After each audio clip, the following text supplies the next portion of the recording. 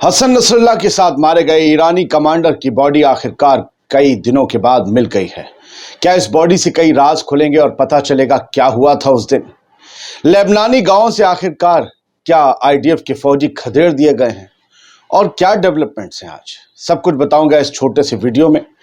आज 12 अक्टूबर है और 27 सितंबर को बेरूत में हुई इजरायली बमबारी में सैयद हसन नसरल्लाह के साथ मारे गए ईरानी जनरल अब्बास नील फिरोजशाह की बॉडी अब जाकर मिल पाई है। आखिरी रसूमात और उनकी बॉडी को लेबनान से ईरान ट्रांसफर करने के सिलसिले में डिटेल्स बाद में आएंगी। आज़ाद बोल इंडिया आप देख रहे हैं, खैर मकदम है आपका, आपके साथ में आदिल खान आज़ाद। पहले बात नील फिरोजशाह की, बाकी स्टेप बाय स्टेप हम आगे बढ़ेंगे। कुछ डेवलपमेंट्स भी हैं ईरान पर हमले को लेकर।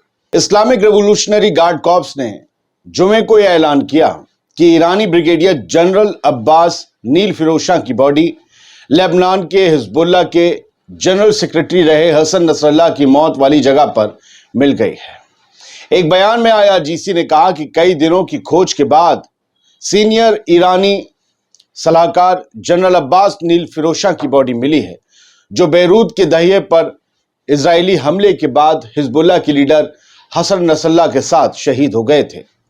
27 सितंबर को हसन नसरल्लाह के साथ एक बैठक के दौरान नील फिरोजशाह की मौत हो गई थी, जब इजराइल ने बेरूत के साउथ उपनगर दाहिया में हिजबुल्लाह के हेडक्वार्टर पर बड़े पैमाने पर बंकर बस्टर बम दागे थे और इससे 6 इमारतें आसपास की सारी कुल मिलाकर गिर गई थी। हमले के दौरान हिजबुल्लाह के कई और सीनियर लीडर भी नसरल्लाह के साथ मारे गए थे। लेकिन क्या नील फिरोजशाह की बॉडी से कई राज खुलेंगे? क्या उनकी बॉडी से कुछ पता चल पाएगा? उनकी बॉडी किस हालत में है? इतनी देर क्यों लग गई? ये कई डिटेल्स बाद में आएंगे जिसके बारे में हम आपको बताएंगे। लेकिन अब अगली खबर की तरफ बढ़ते हैं। इजरायली फौज लेबनान के कई इलाकों को कब्जाने का दावा करती है, लेकिन कैमरा हमारी बरादरी के लोग उनका झूठ पकड़कर हकीकत सामने ला देते हैं। साउथ लेबनान में अलमायदीन के संवाददाता ने, अलमायदीन के रिपोर्टर ने, हमारे जर्नलिस्ट ब्रदर ने बिलिदा गांव पर कब्जा करने के सिलसिले में इजरायली कब्जे की झूठी कहानी का पर्दाफाश किया है। बोले ना यहां कोई आया था, ना यहां किसी ने किसी को बुलाया है। इस इलाके पर कब्जा करने के इजरायली दावों के उलट अलमायदीन के रिपोर्टर ने यह कंफर्म किया कि मायूस इजराइल का यह दावा सच्चाई से कोसों दूर है। वो एक ख्वाब है जो वो देख रहे हैं। इसके बजाय कब्जा करने वाली फौज गांव को महाई बिब इलाके से अलग थलग करने की कोशिशों में महज साउथ ईस्ट इलाके में दाखिल हुई है लेबनान के। इससे ज्यादा और कुछ नहीं। उनकी कोशिश ये है कि हिजबुल्लाह के लड़ाकों की सप्लाई लाइन को काट दिया जाए। अपने दुश्मन के लिए सबसे पहले यही काम किया जाता है कि उस तक ताकत, रसद और मदद ना पहुंच सके। इसलिए सबसे पहले सप्लाई लाइन को निशाना बनाया जाता है। इजराइल भी वही कर रहा है। अब आपके सामने हम कुछ बिग हैपनिंग्स रखने जा रहे हैं और तमाम बड़े अखबारात के जरिए ही आपको खबर दिखाते हैं, फैक्ट के साथ दिखाते हैं। लिहाजा स्क्रीनशॉट पर जो लिखा होता है वो पढ़ लिया करें, तो वो आप सवाल करने से आगे बच जाएंगे। बिग हैपनिंग्स 3-4 हैं। हिजबुल्लाह ने इजरायलियों को खुली वार्निंग दी है। इजराइल हिजबुल्लाह को लगातार निशाना बना रहा है। लेबनान में लगातार हम तबाही के मनाजिर देख रहे हैं, लोग शहीद हो रहे हैं। जुमे को हुए हमलों के बाद हिजबुल्लाह ने इजरायलियों से रिहायशी इलाकों में इजरायली फौज से दूर रहने की वार्निंग जारी की है। कहा है अपनी जान की खैर मनाना चाहते हो तो फौज के जमावड़े से दूर चले जाओ। हिजबुल्लाह ने कहा कि इजराइल के रिहायशी इलाकों से, इजरायली सेना वाली जगह से आम नागरिक दूर रहें, वरना आप मारे जा सकते हैं। हिजबुल्लाह ने क्या कहा? हिजबुल्लाह ने अरबी और हिब्रू जुबान में एक बयान जारी किया। इजरायली दुश्मन सेना हमला करने के लिए नॉर्थ इजराइल में इजरायलियों के घरों का इस्तेमाल कर रही है। उसका कहना है कि हाइफा, तिब्रियास, एकर, इन जैसे कई इलाकों, कई शहरों के रिहायशी क्षेत्रों से यहां पर फौज अपना मिशन चला रही है और उन्हें सैन्य अड्डों में यानी मिलिट्री बेसिस में तब्दील कर दिया है। हिजबुल्लाह ने इजरायलियों को उनकी जान बचाने के लिए इन तमाम मिलिट्री बेसिस के जमावड़ों के पास न जाने की वार्निंग दी है।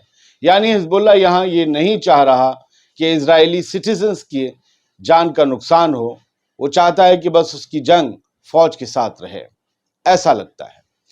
लेबनान में तबाही के मंजर हैं, वो कितने भी वार्निंग दें उस सब के बावजूद। लेबनान में इजराइल के हमलों में अब तक 1200 से ज्यादा लोगों की मौत हो चुकी है। इससे ज्यादा आंकड़े हैं जो अभी जुड़ रहे हैं।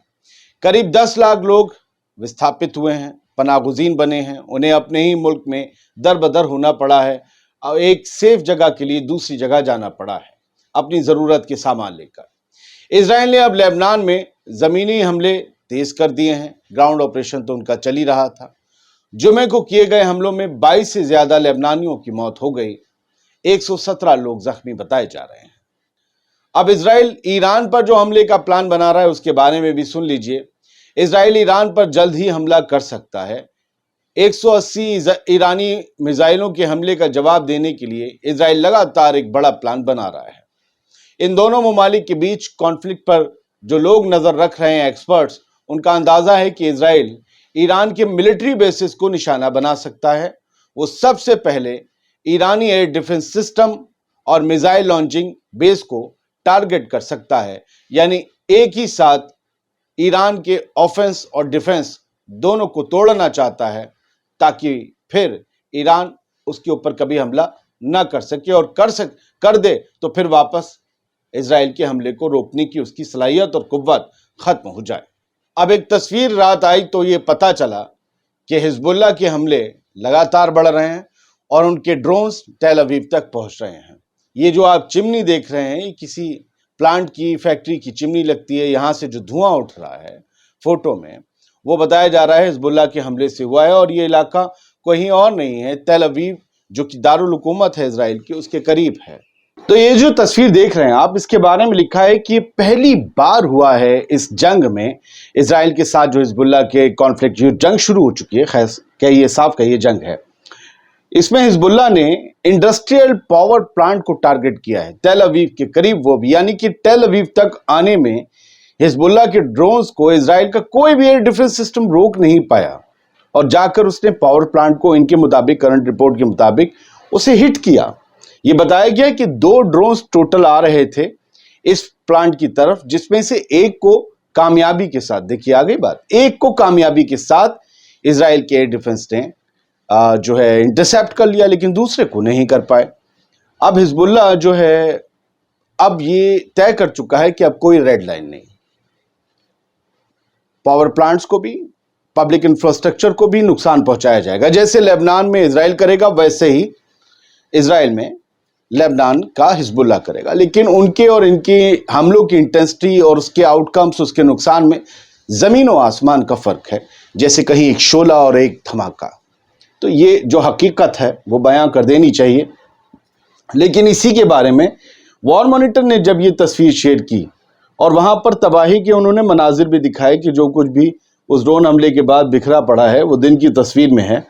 लेकिन इन्होंने इसकी लोकेशन कोई इंडस्ट्रियल एरिया नहीं बताया, बल्कि ये बताया कि ये एक मिलिट्री एयरपोर्ट है, नॉर्थ टेल अवीव में। तो इस तस्वीर को लेकर भी कई तरह की चर्चाएं हैं।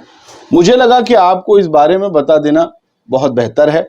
और ये हिजबुल्लाह के मीडिया रिलेशन ऑफिसर हैं मोहम्मद अफीफ, इनकी तस्वीर देख लीजिए। हो सकता है आगे हिजबुल्लाह के बयान यही आपको सुनाते हुए, बताते हुए दिखाई दें।